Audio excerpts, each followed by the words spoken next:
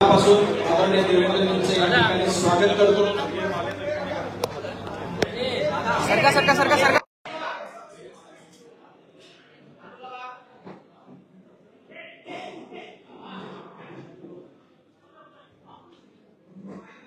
सर्व मान्यवरांचं या पत्रकार परिषदेमध्ये मनापासून स्वागत। भारतीय जनता पार्टीचे कार्याध्यक्ष आदरणीय रविभाऊ चव्हाण साहेब, आदरणीय भागवतराव कराड साहेब, विक्रांतजी पाटील, माधवीताई नाईक, आशिषजी शेलार, सर्वांना विनंती करतो की त्यांनी व्यासपीठावर यावं। आदरणीय आशिषजी, आदरणीय अतुलजी भटकळकर, आदरणीय कुटे साहेब, सर्वांना विनंती करतो की त्यांनी व्यासपीठावर स्थानापन्न व्हावं।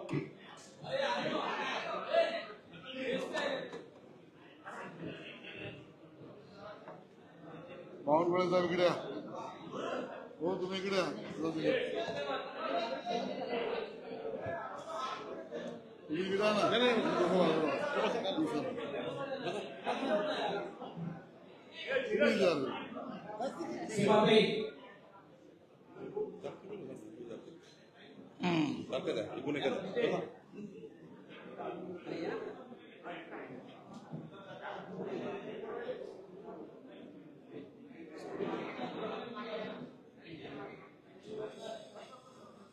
या संजयराव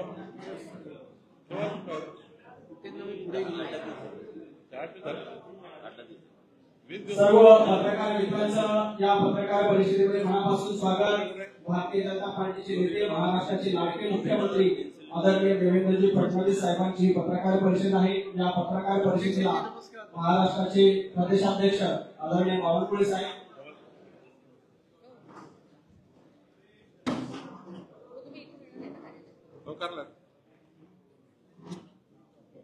नमस्कार। सर्व मान्यवरांचं व्यासपीठावर स्वागत।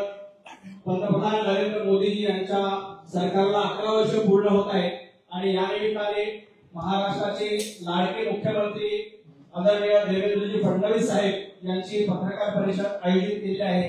या पत्रकार परिषदेत उपस्थित असलेल्या सर्व पत्रकार मित्रांचं मी मनापासून स्वागत करतो। या पत्रकार परिषदेला भारतीय जनता पार्टीचे प्रदेशाध्यक्ष आदरणीय चंद्रशेखरजी बावनकुळे साहेब, कार्याध्यक्ष रवींद्रजी चव्हाण, आशिषजी शेलार, भागवतजी कराड, अतुलजी भटकळकर, संजयजी कुटे, सीमाताई हिरे, विक्रांतजी पाटील, माधवीताई, रवींद्रजी अनासपुरे या सर्व मान्यवरांचं मी मनापासून स्वागत करतो आणि आदरणीय देवेंद्रजींना विनंती करतो की त्यांनी या पत्रकार परिषदेला संबोधित करावं। त्याआधी मोदी सरकारच्या 11 वर्ष पूर्तीनिमित्त सेवा, सुशासन आणि गरीब कल्याणाची एक पुस्तिका आहे, त्याचं विमोचन आदरणीय देवेंद्रजींच्या हस्ते होईल। मी आदरणीय देवेंद्रजींना विनंती करतो की त्यांनी या पुस्तिकेचं विमोचन करावं। मोदी सरकारला 11 वर्ष पूर्ण झाले आणि या निमित्ताने मोदी सरकारच्या कामगिरीचा आढावा अतिशय थोडक्यामध्ये पत्रकारांना उपयोगी होईल अशी संपूर्ण माहिती या पुस्तिकेमध्ये आहे आणि आदरणीय देवेंद्रजींच्या उपस्थितीमध्ये या पुस्तिकेचं या ठिकाणी प्रकाशन होत आहे।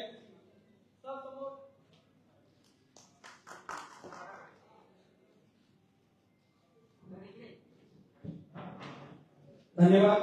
यानंतर आपण ज्याची अतुलतेने वाट पाहतोय आदरणीय देवेंद्रजींना विनंती करतो की त्यांनी या पत्रकार परिषदेला संबोधित करावं। सर्वांना नमस्कार। सेवा, सुशासन आणि गरीब कल्याणाची मोदी सरकारची 11 वर्ष पूर्ण झाली आहे। आत्मनिर्भर भारत ते विकसित भारत अशा प्रकारच्या संकल्पाकडनं सिद्धीकडे जाण्याचे हे 11 वर्ष आहेत। एक अतिशय परिवर्तनशील दशक पूर्ण करून एका नव्या दशकाची सुरुवात जे भारताच्या विकासाच्या नवी वाटचाल रेखाटते आहे, अशा दशकाची सुरुवात झालेली आहे आणि त्याचंही 1 वर्ष या सरकारने पूर्ण केलेलं आहे। मोदीजींच्या सरकारचं आपण जर गेल्या 11 वर्षाचं वर्णन केलं तर पारदर्शी प्रामाणिकता, प्रचंड गतिशीलता आणि निर्णयक्षम सरकार अशा प्रकारे या सरकारचं वर्णन करता येईल। भ्रष्टाचार, घोटाळे, तुष्टीकरण या गोष्टी संपवत विकास, अनुसंधान आणि सर्वसमावेशकता या आधारावर या सरकारने गेली 11 वर्ष काम केलंय. आपण महाराष्ट्राचा जर विचार केला तर मोदी सरकारच्या काळामध्ये महाराष्ट्रामध्ये रेल्वेचे 2.25 लाख कोटी रुपयाचे प्रकल्प 2.25 लाख कोटी रुपयाचे प्रकल्प या ठिकाणी सुरू आहे. आणि जुनं जे युपीएचं सरकार होतं त्यांनी 10 वर्षात जेवढे पैसे रेल्वे करता महाराष्ट्राला दिले तेवढे पैसे एका वर्षात एनडीएच्या सरकारनं, मोदी सरकारने आपल्याला या ठिकाणी दिले. आज मोदी सरकारच्या सहकार्यातून महाराष्ट्रामध्ये इन्फ्रास्ट्रक्चरचे 6 लाख कोटी रुपयाचे कामं चाललेले आहेत. पायाभूत सुविधा क्षेत्रातील मेट्रो प्रकल्प असो की वेगवेगळ्या प्रकारचे गृहनिर्माणचे प्रकल्प असो, एकाच वर्षामध्ये राज्याला 30 लाख घरं देण्याचा विक्रम हा मोदी सरकारने केलेला आहे. त्यामुळे प्रधानमंत्री आवास योजना ग्रामीणच्या अंतर्गत आत्तापर्यंत जेवढी यादी होती ती सगळी यादी यावर्षी समाप्त होते 100%. आणि यादी समाप्त करून मोदी सरकार थांबलेलं नाही, तर आता आम्हाला नवीन सर्वेक्षण करायला सांगितलं आहे की यादीतनं सुटलेल्यांचं सर्वेक्षण करा, म्हणजे पुढच्या वेळेस त्यांनाही घर मिळेल. प्रत्येकाला घर देण्याचा जो संकल्प होता तो सिद्धीकडे नेण्याचं काम हे मोदी सरकारच्या माध्यमातून चाललेलं आहे. आणि म्हणून पहिल्यांदा तर विक्रमी घरं दिल्याबद्दल महाराष्ट्राच्या वतीनं मी प्रधानमंत्री मोदीजींचे मनापासून आभार मानतो. गरीब कल्याणाचा अजेंडा आज देशामध्ये मोदीजींनी राबवला. 81 कोटी लोकांना मोफत अन्नधान्य दिलं जात आहे. 15 कोटी घरांना नळ जोडणी मिळाली आहे. ही याकरता महत्वाची आहे की मोदी सरकार येतपर्यंत केवळ 3 कोटी घरांना नळ जोडणी होती, ती 5 पटीने वाढून 15 कोटी लोकांना नळ जोडणी मिळाली आहे. 12 कोटी घरांमध्ये शौचालय तयार झालेलं आहे. 68 लाख फुटपाथ विक्रेत्यांना पीएम स्वनिधीचा लाभ मिळालाय. 52 कोटीपेक्षा जास्त लोकांना मुद्रा योजनेचं कर्ज हे त्या ठिकाणी प्राप्त झालेलं आहे. स्टँड अप इंडिया याच्या अंतर्गत अनुसूचित जाती आणि अनुसूचित जमातीच्या आमच्या तरुणांना 14,700 कोटी रुपयाचं कर्ज हे मोदी सरकारने दिलेलं आहे. 2014 पासून एकलव्य विद्यालयांची संख्या 4 पटीने वाढलेली आहे. 112 आकांक्षित जिल्ह्यांच्या विकासाच्या मापदंडामध्ये भरीव योगदान देत मागे राहिलेल्या जिल्ह्यांना पुढे आणण्याचं काम हे मोदी सरकारने केलंय. आपल्याला माहिती आहे की कोविडच्या काळात 20 कोटी महिलांच्या खात्यामध्ये थेट पैसे देण्याचा विषय असेल, 55 कोटी जनधन खाती या ठिकाणी काढण्याचा विषय असेल, प्रधानमंत्री सुरक्षा विमा योजना याच्या अंतर्गत 51 कोटी लोकांना लाभ या ठिकाणी देण्यात आलेला आहे. जीवन ज्योती विमा योजनेच्या अंतर्गत 23 कोटी लोकांना लाभ देण्यात आलेला आहे. आयुष्यमान भारतच्या अंतर्गत 77 करोड आरोग्य खाते तयार करण्यात आलेले आहेत आणि त्यातनं कोट्यावधी गरिबांचे ऑपरेशन आणि त्यांना आरोग्य लाभ हा देण्यात आलेला आहे. आतापर्यंत जे विविध लाभ मोदी सरकारने थेट खात्यामध्ये दिलेले आहेत डीबीटीने, त्याची एकत्रित व्हॅल्यू आपण जर घेतली तर ती 43 लाख कोटी रुपये आहे. 43 लाख कोटी रुपये म्हणजे देशातल्या अनेक राज्यांच्या जीडीपी पेक्षा देखील जास्त. त्यानंतर 100% घरांचं विद्युतीकरण असेल आणि हे सगळं करत असताना या सरकारला एक सर्वसमावेशक चेहरा मोदीजींनी दिला आहे. या सरकारचे 60% मंत्री 60% मंत्री SC, ST आणि OBC आहे. राष्ट्रीय मागासवर्ग आयोगाला संवैधानिक दर्जा असेल किंवा आपण जर बघितलं तर मोदी सरकारच्या योजनांचा लाभ हा SC, ST, OBC ला किती प्रमाणात मिळाला तर PM किसान मध्ये 80% लाभार्थी SC, ST, OBC, प्रधानमंत्री आवास मध्ये 45% लाभार्थी SC आणि ST, विविध शिष्यवृत्तीमध्ये 58% लाभार्थी SC, ST, OBC, मुद्रा योजनेमध्ये 51% लाभार्थी SC, ST आणि OBC. त्यामुळे समाजातले जे वंचित घटक आहेत त्यांना थेट लाभ देऊन 25 कोटीपेक्षा जास्त लोकांना गरिबी रेषेच्या वर आणण्याचं काम हे मोदी सरकारने केलं आहे. मोदी सरकारने वाढवलेली गुंतवणूक जर आपण बघितली शेती क्षेत्रात 2013-14च्या तुलनेत 25-26 मध्ये म्हणजे 10 वर्षातली वाढ ही 5 पटीची वाढ आहे.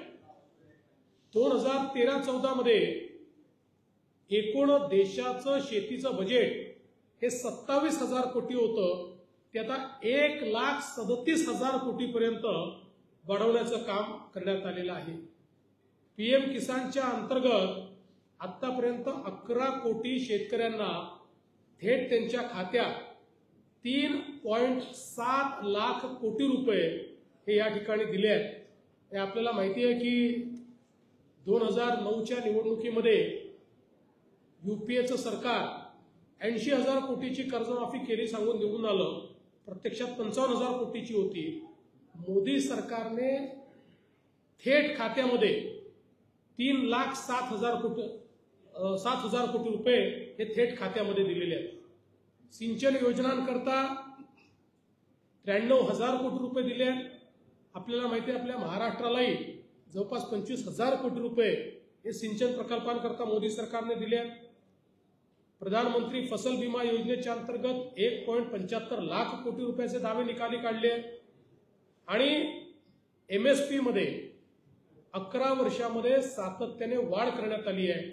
उदाहरण द्यायचं झालं तर धान म्हणजे तांदूळ 1,345 रुपयावरनं 2,303 रुपये, गहू 1,350 रुपयावरनं 2,125 रुपये प्रति क्विंटल इतकी वाढ ही या ठिकाणी मोदी सरकारच्या काळामध्ये झालेली आपल्याला पाहायला मिळते. दूध उत्पादनामध्ये 14 कोटी टनावरनं आपण 23 कोटी टनापर्यंत गेलोय. मत्स्य उत्पादन स्वतंत्र विभाग काढून 184 लाख टनापर्यंत आपण गेलोय. मधाची निर्यात 11 वर्षात तिप्पट झालेली आहे.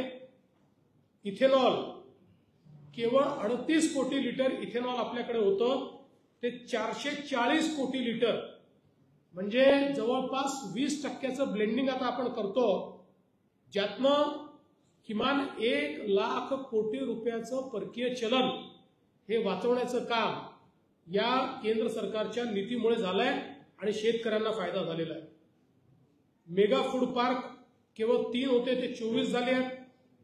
सौर पंप जे शेतकऱ्यांना होते ते या ठिकाणी मोदी सरकार येतपर्यंत केवळ त्या ठिकाणी 1 लाखापेक्षाही कमी होते ते आता 10 लाखाच्या वर गेले आहेत.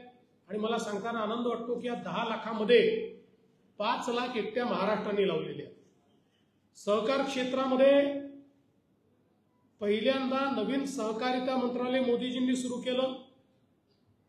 सहकार वर्ष लक्षात घेत नवीन राष्ट्रीय सहकार धोरण त्या ठिकाणी फ्लोट केलंय आणि विशेषतः सहकाराच्या माध्यमातून साखर कारखानदारीला प्रचंड मदत 50 वर्षात झाली नाही एवढी मदत, मग ती MSPच्या स्वरूपात असेल, FRPच्या स्वरूपात असेल, ती सॉफ्ट लोनच्या स्वरूपात असेल, ती इथेनॉलच्या स्वरूपात असेल, ती NCDCच्या माध्यमातून असेल, ही माननीय मोदीजींनी दिली.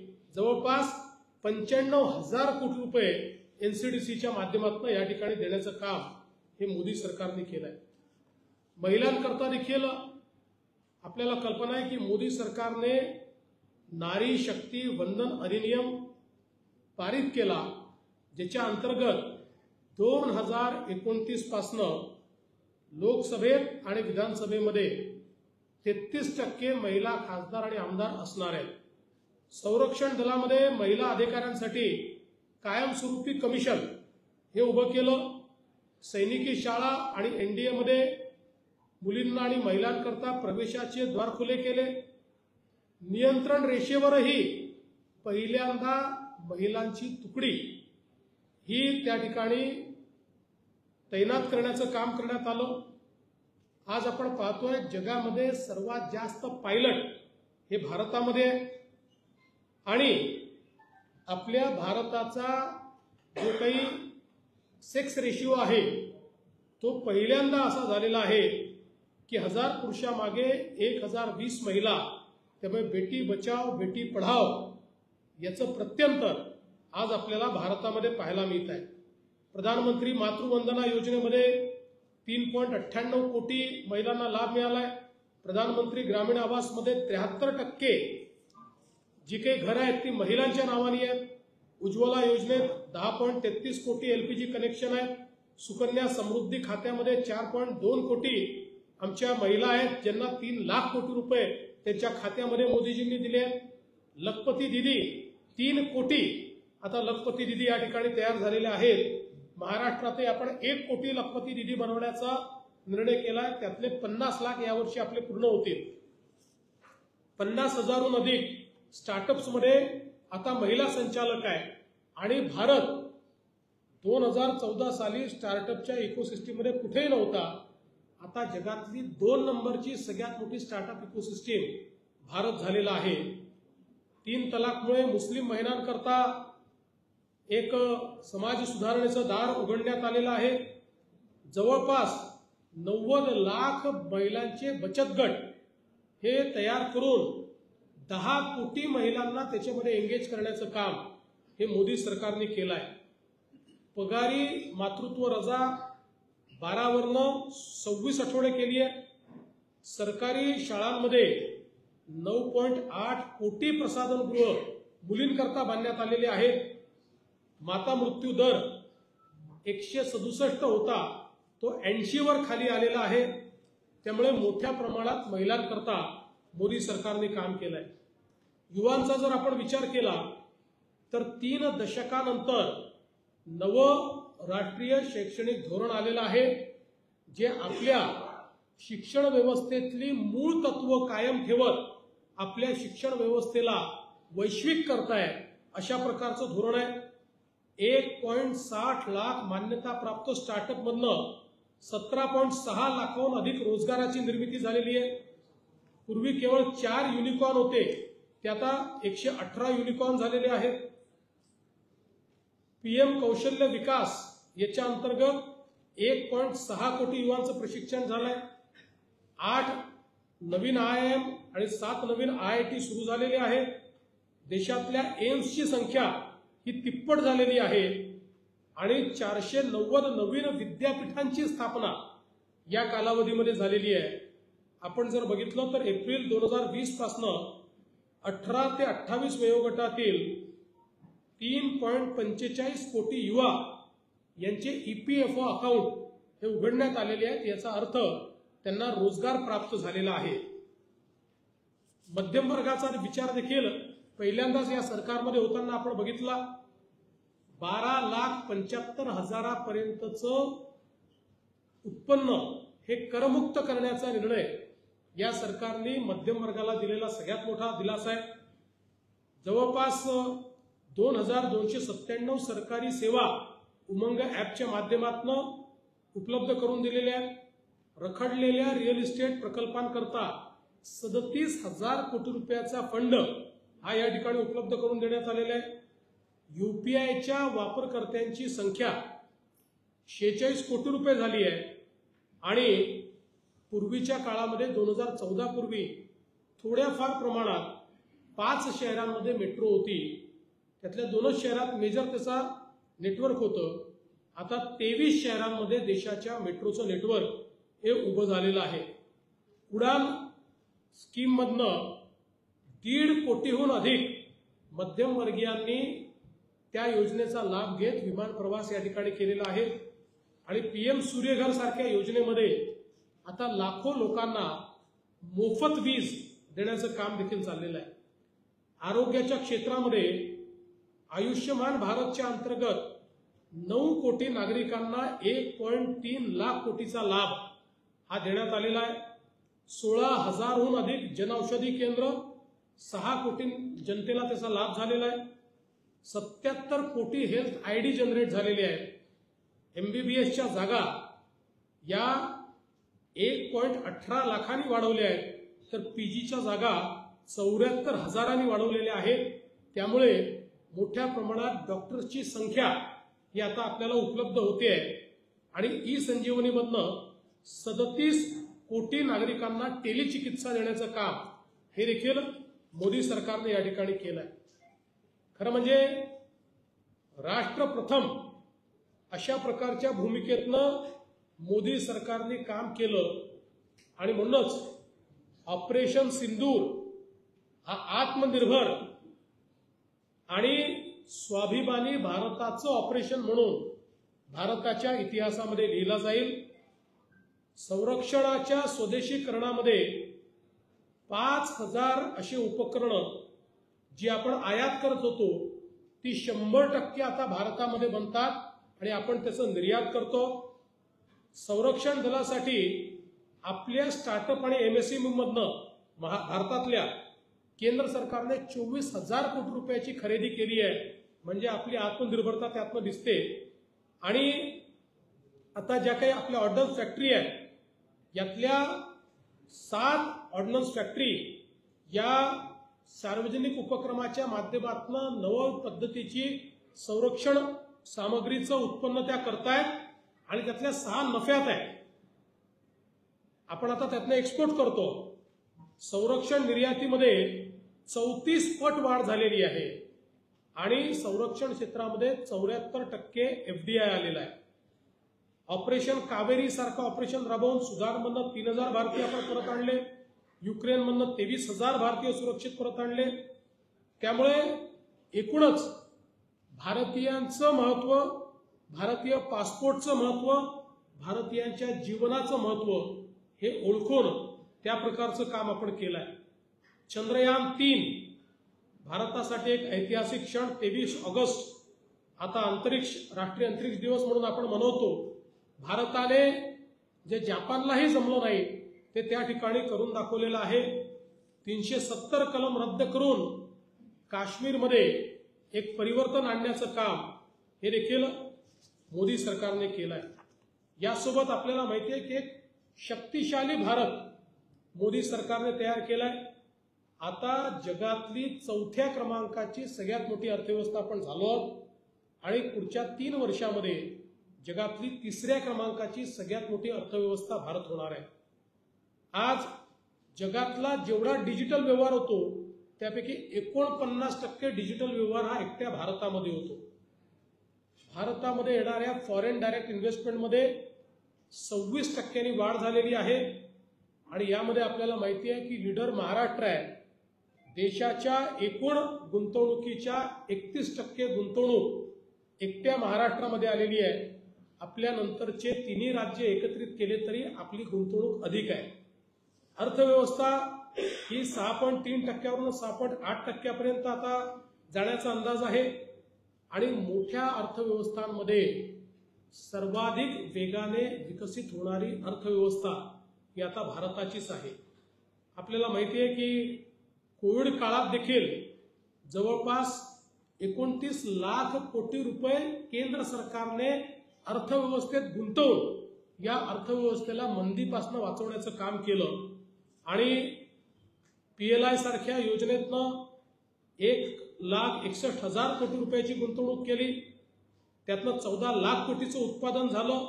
5.31 लाख कोटीची निर्यात झाली आणि जवळपास 11.5 लाख रोजगाराची निर्मिती करण्याचं काम हे आपण केलं आहे.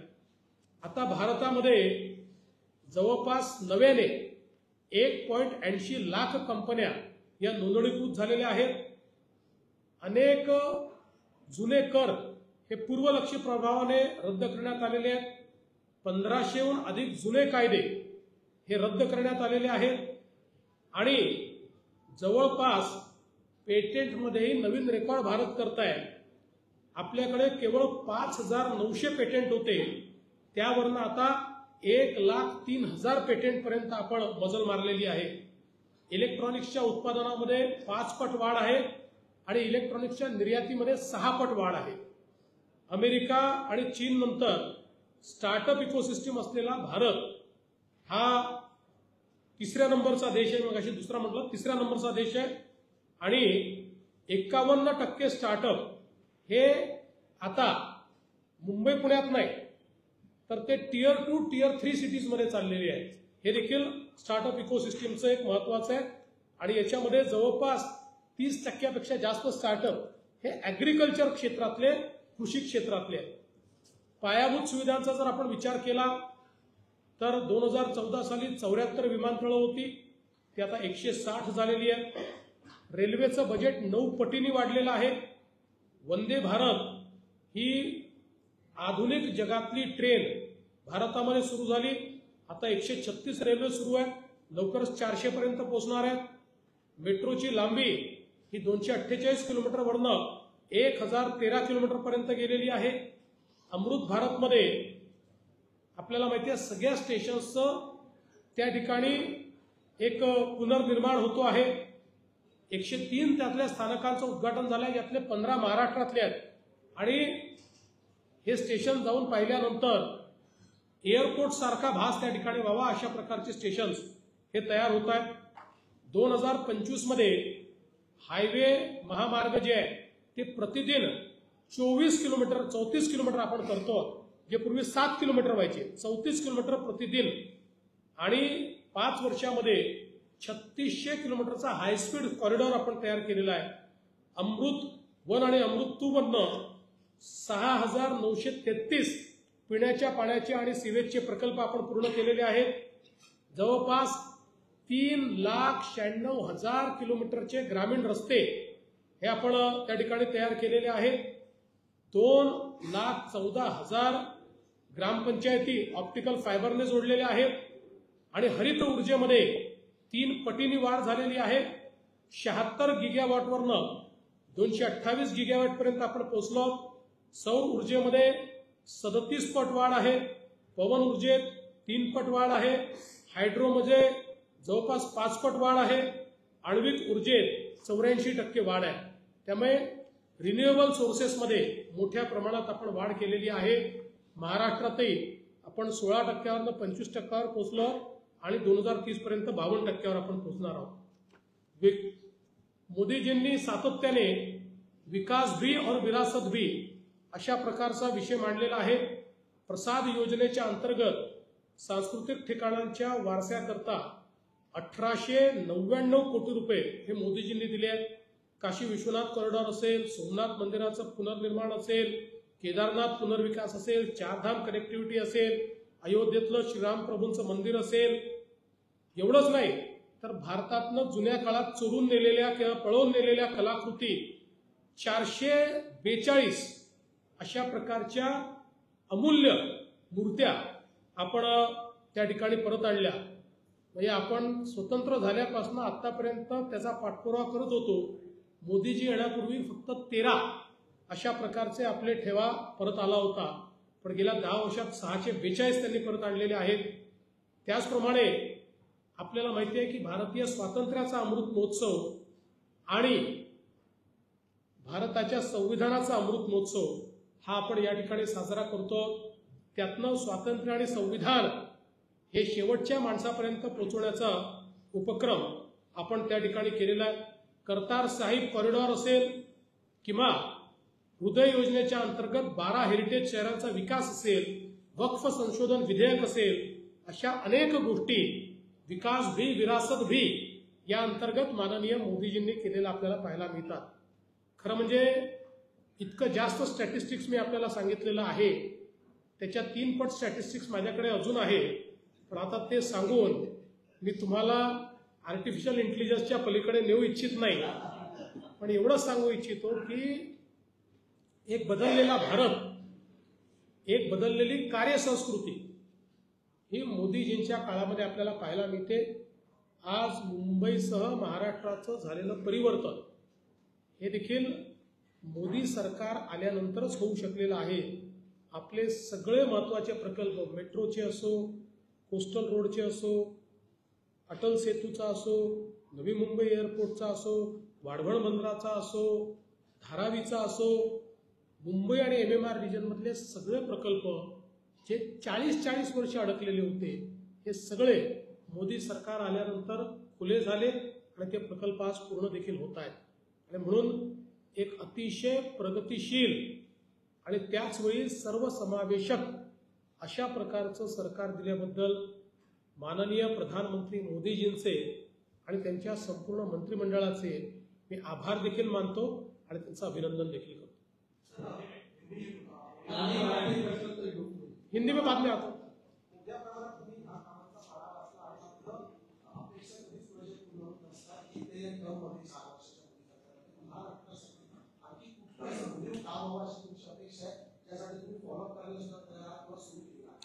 मुळामध्ये आपली $1 ट्रिलियन इकॉनॉमीची संकल्पना आहे.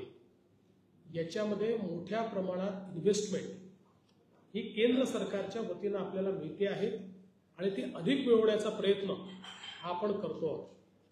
पोर्टमध्ये, एअरपोर्टमध्ये, रेल्वेमध्ये, मेट्रोमध्ये सगळ्या जी काही मानकं आहेत, पूल असतील, रस्ते असतील, याच्यामध्ये मोठ्या प्रमाणात घरं असतील, बाकी पिण्याच्या पाण्याच्या योजना असतील, यामध्ये मोठ्या प्रमाणात गुंतवणूक ही मोदी सरकारकडनं यावी अशा प्रकारचा आमचा प्रयत्न आहे.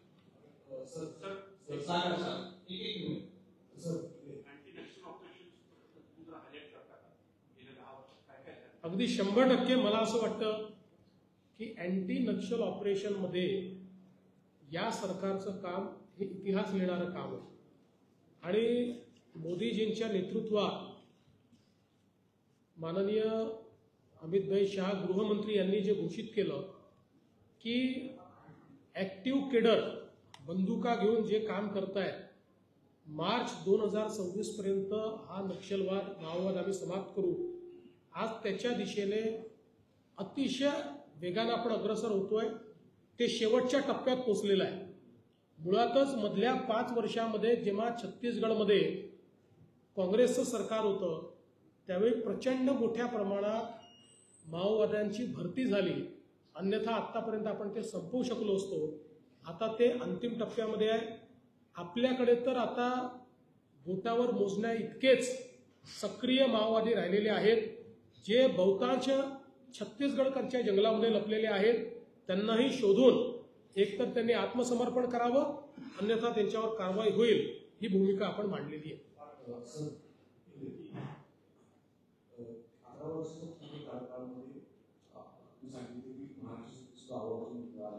आणि प्रकल्प महाराष्ट्रामध्ये पण तरी देखील 2 गोष्टी उपस्थित आहेत. विरोधकांचं काय म्हणणं आहे की महाराष्ट्रावर अन्याय करतो, हा डायरेक्शन जो आहे तो वारंवार केला जातो.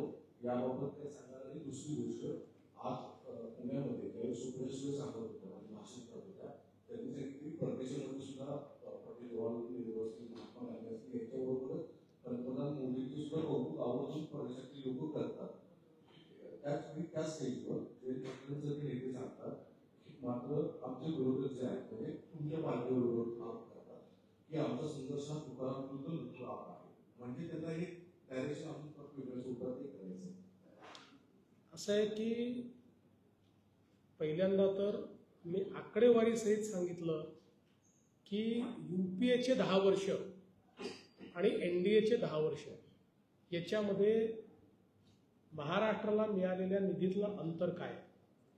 आता त्याची जर मी एकत्रित आकडेवारी आपल्याला सांगितली तर 2004 ते 2014 या कालावधीमध्ये एकूण आपल्याला UPAच्या सरकारकडनं 1,23,000 कोटी रुपये मिळाले आणि 10 वर्षाच्या कालावधीमध्ये NDAच्या सरकारकडनं 10,50,000 कोटी रुपये मिळाले.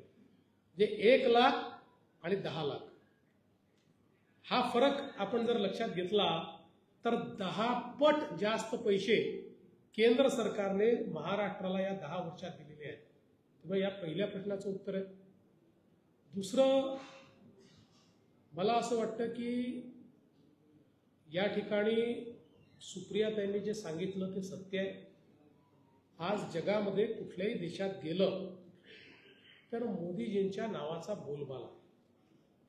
जगामधले सगळे नेते हे आज मोदीजींचं आदराने नाव घेतात आणि जगाच्या राजकारणामध्ये मोदीजी आणि भारत हे एक असं समीकरण झालं आहे की मोदीजी कॅनडाला जाणार नाहीत अशी बातमी आल्याबरोबर कॅनडाचे राष्ट्रपती किंवा प्रधानमंत्री हे फोन करून निमंत्रित करतात. कारण त्यांना माहिती आहे की तो जो काही G7 का कुठला जो ग्रुप आहे, जर मोदीजी गेले नाही तर त्या ग्रुपला अर्थ उरणार नाही. ही मोदीजींनी हे कमवलेलं आहे. आता जयंत पाटलांचा जोपर्यंत संबंध आहे त्यांचा संबंध तुकारामांची नाही, त्यांचा संबंध नाथुरामांची नाही, त्यांचा सध्या प्रॉब्लेम आयाराम गयारामशी. सर ते विनोद यादव बोलतो मी मराठीवर. सर या 11 वर्षाच्या कालावधीमध्ये ऑपरेशन सिंधूर झालेलं आहे. त्यानंतर भारतचे तिकडे ऑपरेशन सिंधूर झालेलं आहे सर. त्यानंतर 7 शिष्टमंडळ म्हणजे खासदारांच्या वेगवेगळ्या देशांमध्ये पण गेले सर. अशी आता चर्चा सुरू झाली आहे की ऑपरेशन सिंधू नंतर POK घ्यायसाठी काही होणार आहे का, एक प्रश्न सर. आणि तुम्ही सांगितलं की रेल्वेला 1.25 कोटी लाख कोटी मिळाला आपल्या महाराष्ट्राला. आता सर जे घटना झाली आहे मुंब्रामध्ये तो त्यापुढे आपण अशी घटना नाही होणार, स्टेट गव्हर्नमेंटकडून काय सेंट्रल गव्हर्नमेंट काय मागणी असणार आहे? पहिली गोष्ट तर तुम्ही POKच्या संदर्भात जे विचारलं ते सांगण्याचा कॉन्फिडन्स माझा नाही आहे, कारण मी एका राज्याचा मुख्यमंत्री आहे. पण माझी इच्छाही तुमच्याप्रमाणे आहे, माझी अपेक्षाही तुमच्याप्रमाणे आहे की POK हा भारताचाच भाग आहे आणि तो अधिकृतरित्या भारताचा भाग झाला पाहिजे. दुसरा प्रश्न महत्त्वाचा आहे. कालची घटना अतिशय गंभीर आहे. आज सकाळी काही माध्यमांमध्ये मी बघत होतो की रेल्वे मंत्र्याची असंवेदनशीलता आहे वगैरे. मुळात काल रेल्वे मंत्री माझ्याशी जवळपास पाऊण तास चर्चा करत होते. त्यातल्या अडचणी काय आहेत याही त्यांनी समजावून सांगितल्या, उपाययोजना काय आहेत याही त्यांनी सांगितल्या. आणि आपण जर बघितलं तर सबअर्बन रेल्वेवरही सर्वात जास्त गुंतवणूक ही मोदी सरकारच्या काळात झाली आहे. पॅसेंजर ॲम्युनिटीजमध्येही पॅसेंजर सेफ्टीमध्येही मोठ्या प्रमाणात झालेली आहे. तथापि कालची घटना ही गंभीरच आहे आणि आजही आपलं मेट्रोचं नेटवर्क पूर्ण न झाल्यामुळे अजूनही सबअर्बन रेल्वेमध्ये ओव्हर क्राउडिंग आहे. त्यामुळे ॲडिशनल ट्रेन्स कशा आणता येतील हा एक महत्त्वाचा प्रश्न आहे. पॅसेंजर सेफ्टी करता आता जसं काल त्यांनी सांगितलं की आम्ही दरवाजे लावण्याचा विचार करतो. लगेच दरवाजे लावले तर लोक गुदमरतील. आता एवढं सरकारला समजतं डिझाईन करताना की जर दरवाजे लावले तर व्हेंटिलेशनची व्यवस्था करावी लागेल.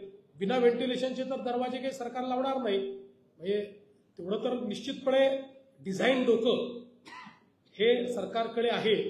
एवढंच नाही तर आता त्यांचा प्रयत्न आहे की मोठ्या प्रमाणात आपल्याकडे AC ट्रेन्स द्यायच्या आणि या दरवाजेवाल्या AC ट्रेन्स द्यायच्या आणि AC ट्रेन देताना भाडं न वाढवता त्या AC ट्रेन्स द्यायच्या. अशा प्रकारचंही त्या ठिकाणी केंद्रीय रेल्वे मंत्र्यांनी त्याचा प्लॅन तयार केलेला आहे. त्यामुळे कालचं जी घटना आहे त्यातनं काही गोष्टी आपल्याला निश्चितपणे शिकाव्या लागतील आणि त्या प्रकारचं काम त्या ठिकाणी करावं लागेल. त्याचं प्लॅनिंग केंद्र सरकार आणि राज्य सरकार मिळून करेल.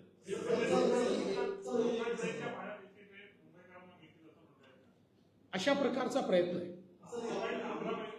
कारण मी तुम्हाला एक सांगतो की आता एक प्रकारे म्हणजे हे तयार होणार आहे की आपल्या मेट्रो या अतिशय चांगल्या त्या AC आणि लोकल ट्रेन म्हणजे लोकल ट्रेनमध्ये ट्रॅव्हल करणारा नागरिक हा दुय्यम नाही ना, म्हणून त्यालाही एसी मिळावी आणि त्याच फेअरमध्ये मिळावी असा आमचा आग्रह आहे.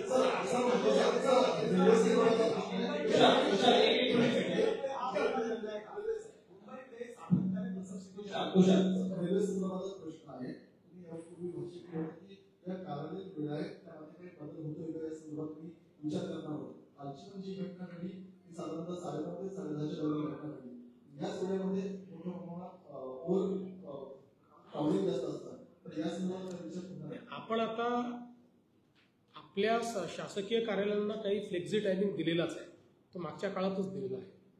खाजगी आस्थापनांमध्ये तो करणं जरा कठीण जात आहे, कारण त्यांचे म्हणजे त्यांचे प्रॉफिट्स आणि सगळ्या गोष्टींचा विचार ते अधिक करतात.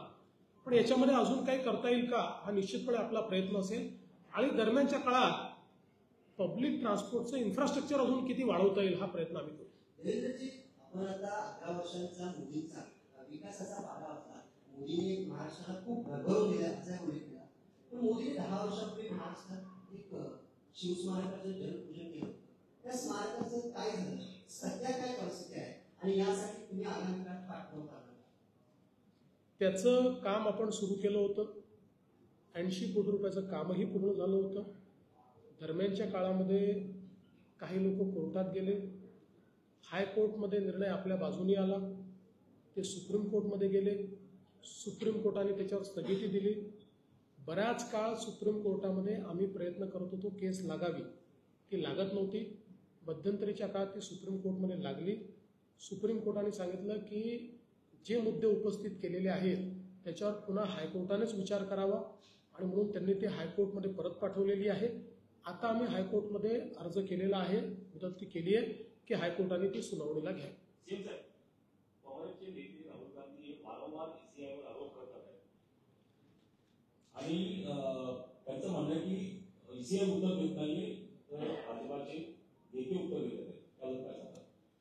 पहिल्यांदा तर ईसीआयने पण उत्तर दिलं आणि ईसीआयने त्यांना स्पष्टपणे सांगितलं तुम्हाला जे जे पाहिजे ते पब्लिक डोमेनमध्ये आहे. माझा त्यांना सवाल आहे की त्यांना जर ईसीआयकडनं उत्तर पाहिजे तर ते भाजपवर का आरोप करतात? त्यांना ईसीआयकडनं उत्तर पाहिजे तर ते पेपरमध्ये का म्हणतात? ईसीआयला पत्र द्यावं त्यांनी, ईसीआय उत्तर देईल त्यांच्याला. ईसीआयला ते याकरता पत्र देत नाही की या सगळ्या गोष्टी त्यांनी यापूर्वीच ईसीआयला माहितीच्या अधिकारात विचारल्या आणि 60 पानाचं उत्तर ईसीआयने त्यांना दिलं आणि त्यांनी त्यांचं तोंड बंद झालं. त्याच्यावर त्यांच्याकडे काहीच उरलं नाही. माझा त्यांना खुला आव्हान आहे की जे 60 पानाचं उत्तर तुम्हाला मिळालेलं आहे त्यातली डिस्क्रिपन्सी दाखवा.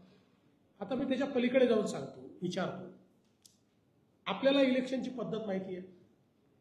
प्रत्येक पक्षाचा BLA असतो. काँग्रेस पक्षाचा BLA आहे प्रत्येक बूथवर.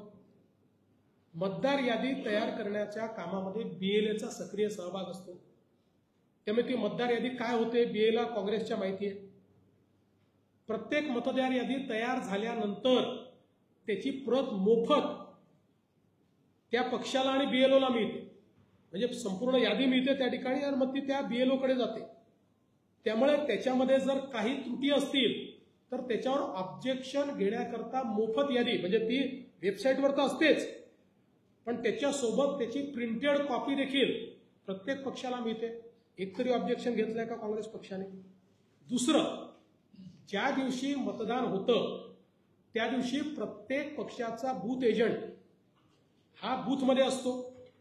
काँग्रेस पक्षाचाही असतो. एका तरी काँग्रेस पक्षाच्या बूथ एजंटनी ऑब्जेक्शन घेतलेलं मला दाखवा. एक तरी घेतलाय का? याचा अर्थ सगळी प्रोसेस नीट झालेली आहे. कारण आम्ही बूथ एजंट म्हणून बसलोय. आम्ही जेव्हा लहान कार्यकर्ते होतो आम्हाला जर संशय आला तर आम्ही ऑब्जेक्शन घ्यायचो, नाही हा व्यक्ती योग्य नाही आहे, मग त्याला त्याचं सगळं दाखवावं लागायचं, नाही तर टेंडर वोट करावं लागायचं. मग असं एक तरी ऑब्जेक्शन घेतलाय का? नाही घेतलेलं. मी राहुल गांधींच्या प्रत्येक प्रश्नाचं पुराव्यासहित उत्तर दिलं आहे. पुराव्यासहित 100%. खरं म्हणजे राहुल गांधींसोबत डिबेट करण्याकरता माझी गरजच नाही, आमचा कार्यकर्ता करू शकतो. पण if he aspires I am ready. दोन्ही राष्ट्रवादीचा वर्धापन दिन सुद्धा पार पडतो. इकडे शरद पवार असं म्हणतात की जी फूट पडली आहे फुटीकडे लक्ष देऊ नका, तुम्हाला काम करा. काही दिवसापासून आपण जर पाहिलं तर दोन्ही पवार एकत्र येतील अशी चर्चा जी आहे सुरू होती. कुठेतरी याला पूर्णविराम त्यांनी दिला त्यांच्यापासून. ते एकत्रित येणार की नाही तेच सांगू शकतात. त्यांनी पूर्णविराम दिला की अजून विचार करतायत तेच सांगू शकतात. यातल्या कुठल्याच गोष्टीवर माझ्याकडे अशी शक्ती नाही की त्यांच्या मनामध्ये शिरून त्यांच्या मनातलं जाणून मी तुमच्या पुढे ठेवू शकेन. सर, जयपालला आता पवार साहेबांना म्हणाले की मला सर्व जबाबदाऱ्या मुक्त करायच्या आणि काही दिवसांपासून चर्चा आहे की महाराष्ट्रात एक मोठा राष्ट्रीय भूकंप होईल. काय शक्यता? परत जयंत पाटलांच्या मनात मला शिरावं लागेल आणि सगळ्या जबाबदाऱ्यातनं मुक्त करा असं ते जे म्हणाले ते मुक्त करणारे असं माहिती असल्यामुळे म्हणाले की त्यांच्या मनात काही दुसरं आहे हे सगळं समजून घ्यावं लागेल.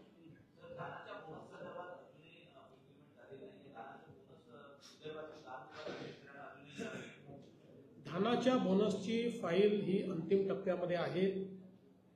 ती फायनान्सकडे गेलेली आहे. लवकरच फायनान्स त्याचे पैसे रिलीज करेल. मराठीचा शेवटचा प्रश्न म्हणजे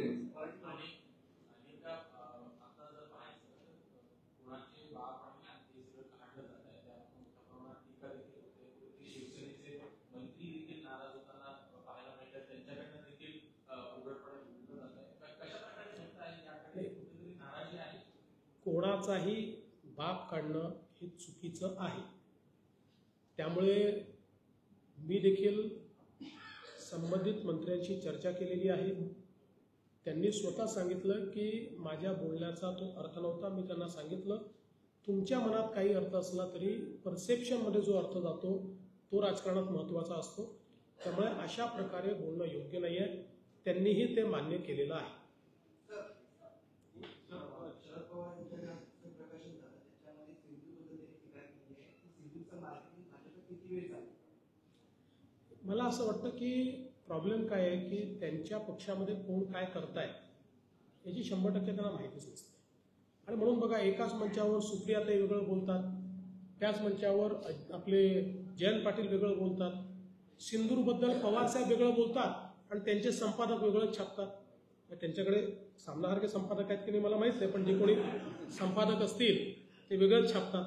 त्याच्यामुळे हा त्यांचा अंतर्गत विषय. बघा ऑपरेशन सिंदूर भारताकरता स्वाभिमानाची गोष्ट आहे आणि आपल्या जवानांच्या बद्दल आपल्या सेनेच्या बद्दल स्वाभिमान बाळगणं ही योग्यच आहे. याच्यावर कोणी प्रश्नचिन्ह निर्माण करू शकत.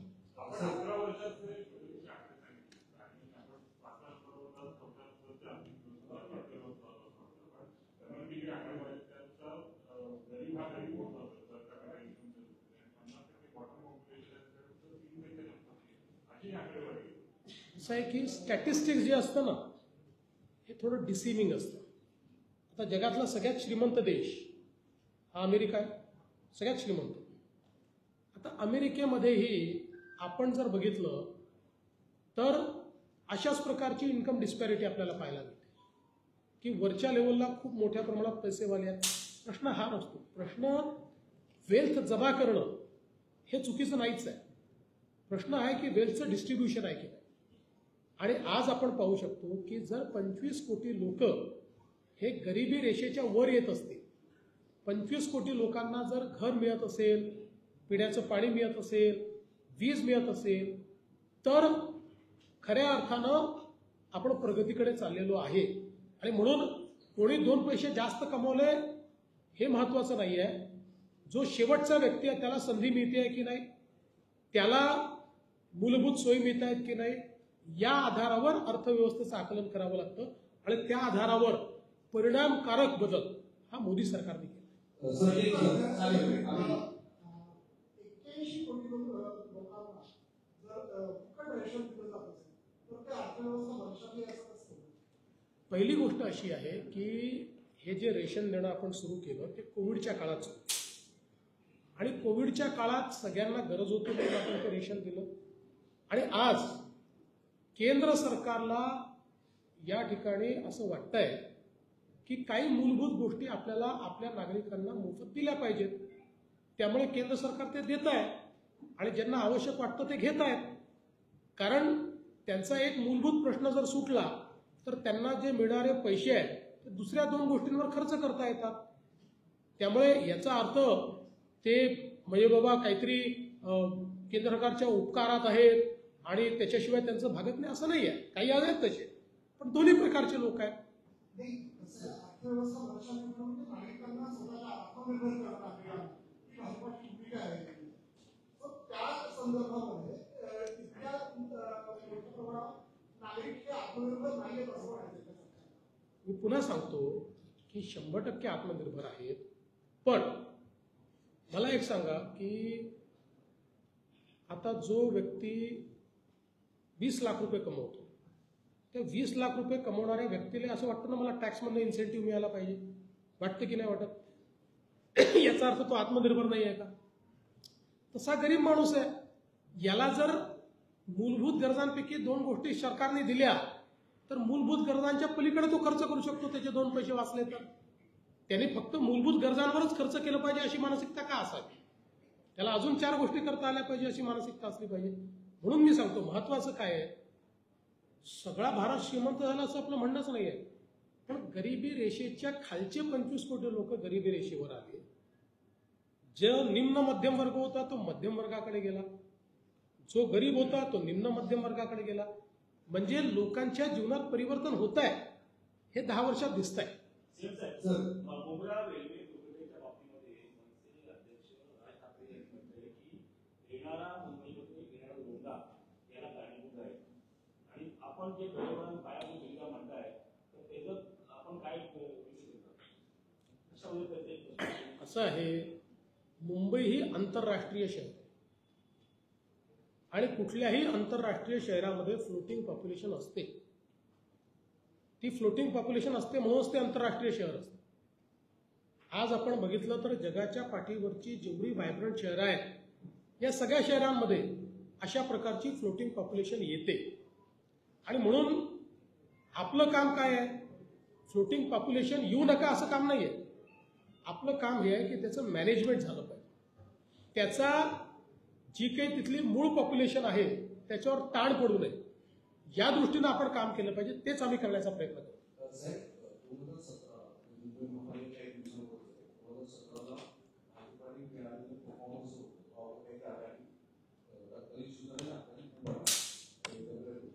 आता परिस्थिती तर महापालिकेचे पुढच्या एक 4 म्हणजे सांगते त्यानुसार महापालिकेचे होत आहे. तर अशा परिस्थितीत भाजपाची परिस्थिती आहे त्या पद्धतीने राजकीय प्रोसेस सुरू आहे की मनसे असेल आणि चॅलेंजेस आहेत असं वाटतं. बघा, कोण कोणासोबत जात आहे हे आज आपल्याला माहिती नाही. पण एकूण जी काही मुंबईची परिस्थिती मी बघतो आहे आणि मुंबईकरांच्या मनातलं मी जाणतो आहे, मुंबईकर 100% महायुतीच्या बाजूने उभे राहतील. मुंबईची महानगरपालिका महायुतीलाच मिळेल आणि महायुतीचाच महापौर मुंबईमध्ये बसेल.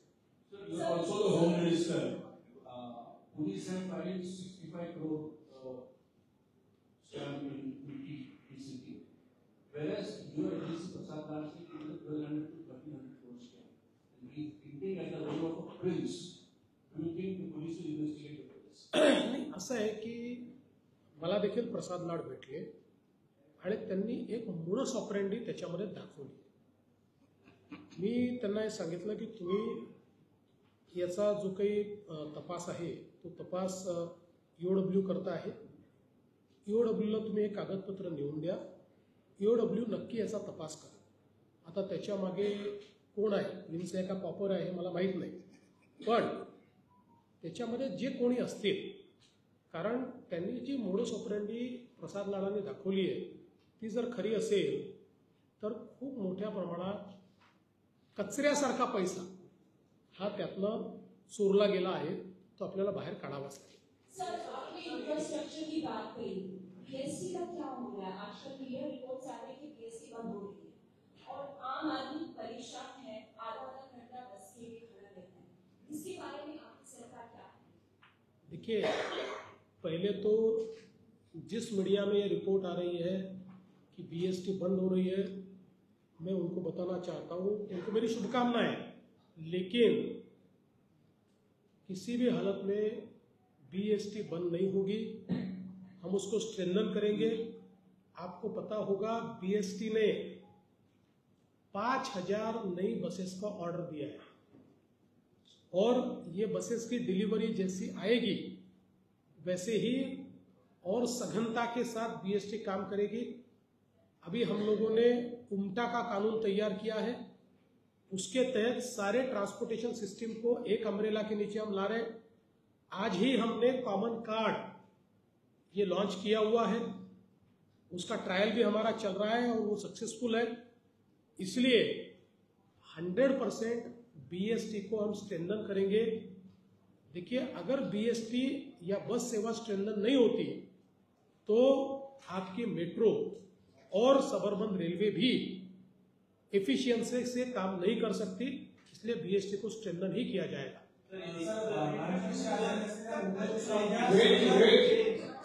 मुंबई 70 किलोमीटरवरती पडदा एक शहरी गाव आहे आणि त्या ठिकाणी गावाला इस्लामिक स्टेट म्हणून घोषित केलं जातं।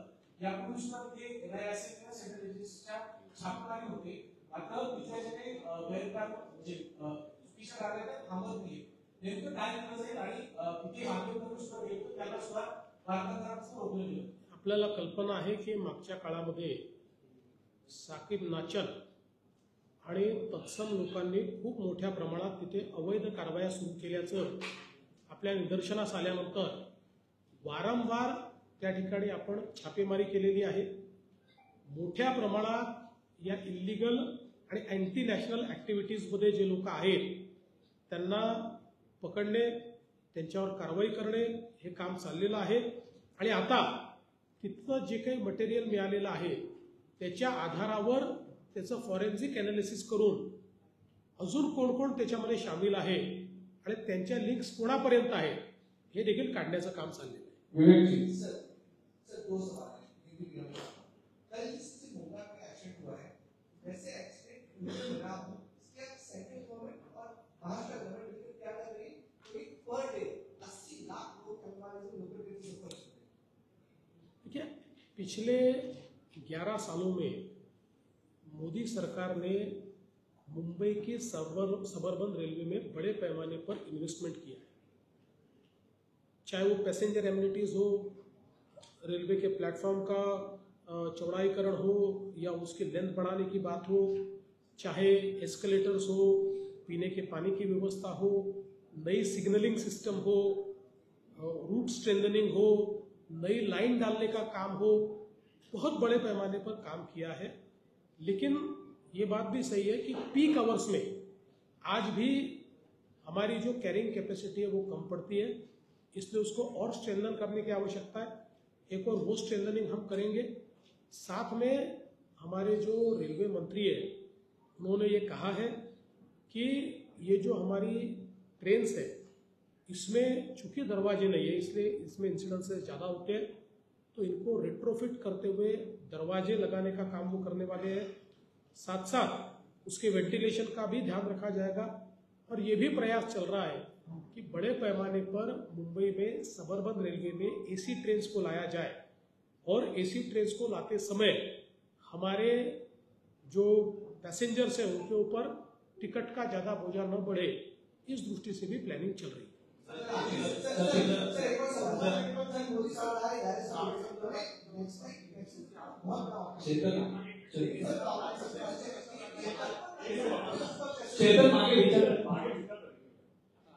मोदी सरकार के कार्यकाल में माओइज्म पर बहुत ही इफेक्टिव काम हुआ है। अगर हम देखें तो देश के प्रधानमंत्री जी के नेतृत्व में हमारे गृह मंत्री जी ने जो देश को वादा किया है, मार्च 2026 तक जितने एक्टिव केडर है उनको समाप्त किया जाएगा। एक्टिव नक्सलिज्म जो है या माओइज्म उसको समाप्त किया जाएगा, उसके ऊपर बहुत जोरों से कार्रवाई चल रही है। वैसे महाराष्ट्र जैसे राज्य ने तो पिछले 10 सालों में बहुत अच्छे ऑपरेशंस किए, लेकिन 5 साल जब कांग्रेस की सरकार छत्तीसगढ़ में थी तो बड़े पैमाने पर नक्सल भर्ती वहां पर हुई है। इसके कारण एक नया प्रश्न तैयार हुआ, लेकिन जब से बीजेपी की गवर्नमेंट वहां आई है बहुत बड़े ऑपरेशन शुरू हुए और अब हम लोग जॉइंट ऑपरेशन भी कर रहे हैं और इसके कारण नक्सलवाद की कमर टूट गई है और मुझे पूरा विश्वास है कि आने वाले दिनों में हम इसको समाप्त करके रहेंगे।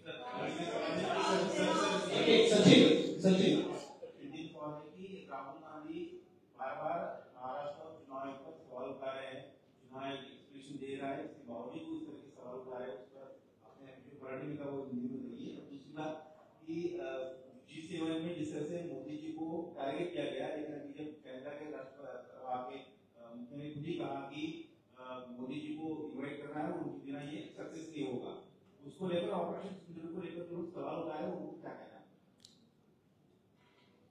देखिए, राहुल गांधी, इन्हें इलेक्शन कमीशन ने बहुत साफ शब्दों में कहा है कि वो अगर इलेक्शन कमीशन को लेटर देंगे तो इलेक्शन कमीशन उनको जवाब देने को तैयार है। प्रेस कॉन्फ्रेंस का जवाब तो इलेक्शन कमीशन नहीं देता है, फिर भी दे रहा है। लेकिन राहुल गांधी इलेक्शन कमीशन को इसलिए लेटर नहीं लिखेंगे क्योंकि उनके सेल ने इलेक्शन कमीशन को जो सूचना का अधिकार है उसके तहत एक पत्र दिया था। यही सारे सवाल उठाए थे जिस पर कांग्रेस पार्टी को 60 पन्नों का जवाब इलेक्शन कमीशन दे चुका है और अब उन 60 पन्नों के जवाब के बाद उनके पास कोई सवाल बचता नहीं है। इसलिए राहुल गांधी की एक ही नीति है, गोबेल्स जैसी, रोज झूठ बोलो, रोज वही बात कहो ताकि शायद लोगों के मन में कोई कंफ्यूजन तैयार हो जाए। If you cannot convince then confuse people. इस प्रकार की नीति पर वो चल रहे हैं। मैंने राहुल जी को उनके एक एक मुद्दे का जवाब दिया है और उसके ऊपर वो कोई जवाब नहीं दे पाए, उनका चेला चपाटा भी कोई जवाब नहीं दे पाया। और जहां तक चुनाव का सवाल है तो मैं बहुत साफ शब्दों में कहना चाहता हूं कि चुनाव की प्रक्रिया में वोटर लिस्ट जब बनती है या जब वोटर रजिस्ट्रेशन होता है, हर पार्टी का एक एक BLO ये हर बूथ पर होता है। उस BLO को अधिकार होता है, कांग्रेस पार्टी का भी है, हमारी पार्टी का भी है। जब लिस्ट तैयार होती है तो लिस्ट की कॉपी उस BLO को मिलती है। लिस्ट की कॉपी पूरी प्रिंटेड कॉपी, यानी पब्लिक डोमेन में तो लिस्ट होती है, प्रिंटेड कॉपी ये पॉलिटिकल पार्टी को मिलती है। तो जब कांग्रेस पार्टी को ये लिस्ट मिली उस समय या उससे पहले या जिस समय रजिस्ट्रेशन चल रहा था, क्या उन्होंने एक भी ऑब्जेक्शन लिया? अगर गलती हो रही थी तो ऑब्जेक्शन लेते। लिस्ट आई उसमें गड़बड़ी थी तो ऑब्जेक्शन लेते, एक भी ऑब्जेक्शन नहीं लिया। चुनाव के दिन जब चुनाव की प्रक्रिया चलती है उस समय हर बूथ में पॉलिटिकल पार्टी का एक एक रिप्रेजेंटेटिव रहता है। उनका भी रिप्रेजेंटेटिव था। पूरे चुनाव में उनके रिप्रेजेंटेटिव ने एक खत दिया, एक पत्र दिया, एक ऑब्जेक्शन लिया, 4 लाइन लिख कर दी कि गलत हो रहा है, ज्यादा लोग आ रहे हैं, गड़बड़ियां हो रही है, कुछ भी ऐसा एक भी ऑब्जेक्शन नहीं है। तो इसका मतलब यह है कि अब अपनी हार को छुपाने के लिए बहाने ढूंढने का काम वो कर रहे हैं। इसलिए मैं बार बार कहता हूं कि जब तक राहुल गांधी ये आत्मावलोकन नहीं करेंगे तब तक उनकी पार्टी जीत नहीं सकती।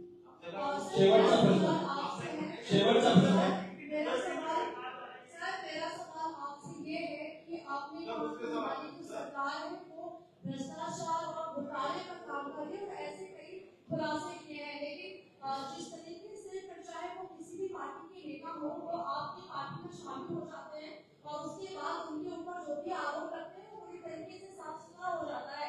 क्या वो भ्रष्टाचार या घोटाले नहीं करते? ये मेरा पहला सवाल है। और दूसरा सवाल मेरा आपसे धारावी के पुनर्विकास को लेकर है। आपकी सरकार बार बार कहती है कि हम धारावी का पुनर्विकास करेंगे, लेकिन वहाँ की जनता का ये कहना है कि उनका पुनर्विकास नहीं होगा, बल्कि ये पूरा जो प्रोजेक्ट है वो अडानी के हाथ में जाएगा। आपके आपके दूसरे सवाल का पहले जवाब देता हूँ। आपने जो कहा वो जनता का कहना नहीं है, कांग्रेस के नेताओं का कहना है। जनता इस प्रोजेक्ट के साथ है और जनता ने इसको पूरा समर्थन दिया है। केवल समर्थन नहीं दिया, वहाँ की जनता ने धारावी प्रकल्प के समर्थन में मोर्चा भी निकाला है। इसलिए 4 कांग्रेस के लोग अगर इस प्रकल्प का विरोध करते हैं तो जनता विरोध में है, ऐसा समझने का कारण नहीं है। और देश का सबसे बड़ा अर्बन ट्रांसफॉर्मेशन ये धारावी प्रोजेक्ट है, हम उसको करके दिखाएंगे। वहाँ की जनता को, जितने वहाँ पर लीगल लोग रहते हैं, ऐसे सबको धारावी में ही मकान मिलेगा, उनका उद्योग भी धारावी में ही लगेगा। और जो लोग सूची के बाहर है फिर भी वहां रहते हैं, उनको भी मकान दिया जाएगा, किसी को छोड़ा नहीं जाएगा। करीब 8 से 10 लाख लोगों को मकान देने का दुनिया का सबसे बड़ा प्रकल्प ये होने वाला है। कुछ लोग चाहते ही नहीं है कि गरीबों का विकास हो। कुछ लोगों को पता है कि गरीबों को गरीब रखकर ही राजनीति की जाती है, जैसे 50 साल कांग्रेस ने की, इसलिए वो उनको गरीब ही रखना चाहते हैं, उनको बेघर ही रखना चाहते हैं। जहां तक आपके पहले सवाल का जवाब देना है, मैं आपको पूछना चाहता हूं कि हमारी पार्टी में कोई आया और उसकी केस समाप्त हो गई, ऐसा कोई हुआ नहीं, क्योंकि केस समाप्त करना ये सरकार के हाथ में नहीं होता है। केस जो होती है वो कोर्ट चलाता है, किसी को सजा कोर्ट से होती है, कोई एक्यूट भी कोर्ट से होता है।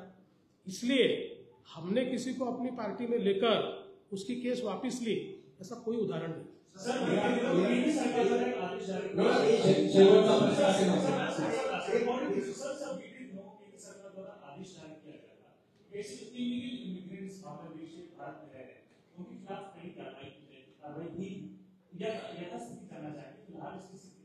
दूसरा इससे जुड़ा एक और सवाल होगा। शरद पवार राज्य के सीधे लीडर है, वो सलाह देते हुए कहते हैं कि फिलहाल भारत की जो स्थिति है उसके अनुसार हमारा कोई पड़ोसी हमारे साथ संबंध नहीं बना रहा है। बांग्लादेश इसका फॉर्मेशन हमने की, इसकी स्थापना हमने की, आज वो भी हमारे साथ नहीं। अगर किसी तरीके से राजनीति चलती रही उसका खामियाजा आने वाले दिनों में भारत को होगा। पहली बात तो ये है कि आपने क्या पहला सवाल पूछा था, भूल गया। इलीगल इमिग्रेंट्स के खिलाफ लगातार कार्रवाई चल रही है और जल्दी ही इसका एकत्रित आंकड़ा ये आपके सामने हम रखेंगे।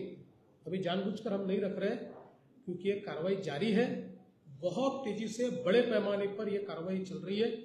एक एक को ढूंढ कर निकाल रहे हैं और किसी को यहाँ रहने नहीं देंगे, सबको उनके देश में वापस भेज देंगे। जहाँ तक पवार साहब का सवाल है, मैं पूछना चाहता हूँ कि पवार साहब अभी जो सलाह दे रहे हैं कि मोदी सरकार में हुआ है क्या? यूपीए की सरकार थी, उस समय बांग्लादेश की से वो जो उनकी फोर्स है, उन्होंने अपने बॉर्डर सिक्योरिटी फोर्स वालों को मार दिया था।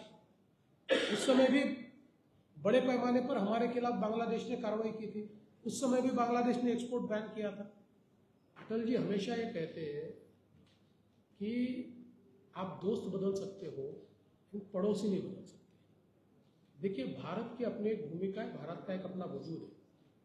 जब इन देशों को आवश्यकता पड़ती है तो भारत इनके पीछे खड़ा होता है। उनको ये पता है कि भारत की भूमिका क्या है। देखिए, बीच में श्रीलंका ने भी हमारे खिलाफ कुछ चीज़ें की, लेकिन आज श्रीलंका को लगता है कि हमारे तकलीफ के समय भारत हमारे साथ खड़ा हुआ है। तो भारत ने अपनी भूमिका को दृढ़ता से निभाया है। एक बुक है और बुक के कवर पेज पे जो है महाकाली की तस्वीर आपत्तिजनक तरीकों से पेश किया गया है, उसमें उन्हें फांसी का लटका हुआ दिखाया गया है। ये निश्चित रूप से उसके ऊपर कार्रवाई करेंगे। आणखी प्रेस कॉन्फरन्स होणार आहे, शेवटची आणखी प्रेस कॉन्फरन्स होणार आहे। आपण सर्व सेंट्रल गवर्नमेंट ने जीएसटी को बैकअप की, कई बार ये राज्यों की बैकअप की, पेट्रोल और डीजल को उसको लेकर के क्या स्टेटस है? देखिए, महाराष्ट्र ने अपनी भूमिका बार बार रखी है कि पेट्रोल और डीजल को जीएसटी में शामिल करने में हमें कोई आपत्ति नहीं है, लेकिन इसमें जो काउंसिल है उस काउंसिल में सारे राज्यों का जब तक एकमत नहीं होता तब तक ये हो नहीं सकता। कई राज्य इसका विरोध कर रहे हैं, इसलिए बात रुकी।